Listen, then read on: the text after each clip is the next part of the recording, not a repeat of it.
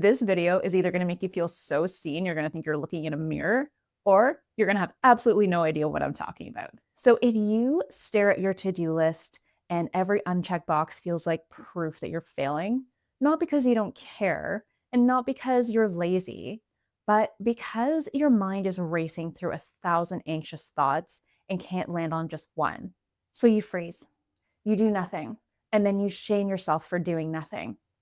If that sounds familiar, if you feel that in your bones, this video is for you.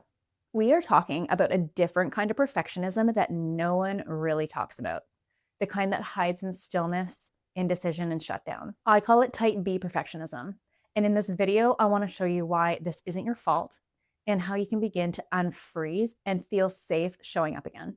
My name is Jess. I'm a holistic nutritionist and a yoga teacher, and I help anxious women relieve anxiety through nervous system work, nutrition, and softness. I'll be honest, this video is personal because for most of my life, people describe me as easygoing, low maintenance, but inside I was constantly shutting down. When we think of perfectionism, we picture this type A overachiever, the one who pushes, performs, and never lets anyone down. But there is another kind of perfectionist, one who opts out instead of overfunctions. I call her the type B perfectionist. She lives smaller. She says, I'm easy either way, when she really does have a preference. She waits, she hesitates, she avoids, and not because she doesn't care, but because being seen feels risky. It's not about laziness. It's about fear of failing, of being judged, of getting it wrong. So instead of forcing control, she hides. She shuts down and she freezes. And on the outside, she might look like she's laid back, but on the inside, she's constantly managing a crisis that no one can see. Both of these types of perfectionism are rooted in the same thing, the fear of being seen as less than perfect, but they manifest in completely different ways. So you might stare at your to-do list for hours and feel like you're failing just for not starting. You might have big dreams, but the moment you try to take action, your body says freeze. It's not that you're avoiding your life, it's that your nervous system doesn't feel safe to step into it. So when we feel threatened emotionally, socially, or energetically, our nervous system kicks in to protect us. Some of us fight, some of us run, but type B perfectionists, we tend to freeze or fawn. Our brain equates stillness with safety. So you don't procrastinate because you're irresponsible. You shut down because your body doesn't feel safe to act. It's not laziness, it's self-protection. And then there's the shame, not just for being anxious, but for being the wrong kind of anxious. You're not spiraling outward, you're quietly stuck. And you're not overachieving, you're invisible. And that stillness starts to feel like failure. You watch others push through and you wonder, why can't I just do that? What's wrong with me? But nothing is wrong with you. You are not broken, you are not weak, and you are not lazy. You are hurting and you are protecting yourself. You are frozen, and that freeze deserves compassion, not correction. Growing up, people always said things like, oh, Jess is so easygoing, nothing seems to bother her, she's always fine. But the truth was, I was terrified to speak up.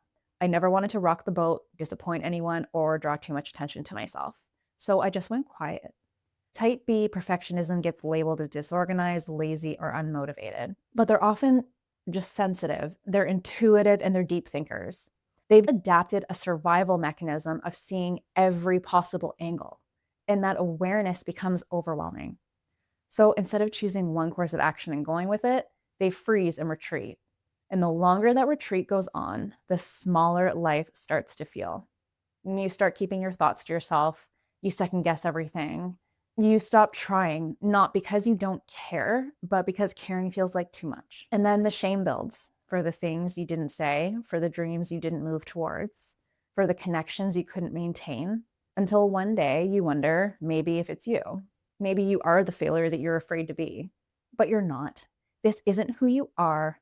This is what your body does when it doesn't feel safe to be seen. If you have been quietly struggling and wondering why it's so hard to start even when you want to, please know you are not alone. You are not lazy. You are not too sensitive.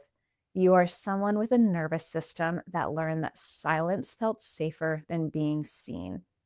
But there is another way, and it doesn't begin with hustle or discipline. It begins with gentleness, with small, safe steps, with showing your body that visibility doesn't have to be dangerous. In the next video in this series, we're going to talk about how to gently start moving again in a way that doesn't trigger shutdown or overwhelm. Micro steps, nervous system friendly action. You're going to want to see that one. If this resonated, please share a little bit of your story in the comments, even just one line or one word. This kind of perfectionism is quieter, but you don't have to go through it in silence. Make sure that you subscribe so you don't miss the rest of the series.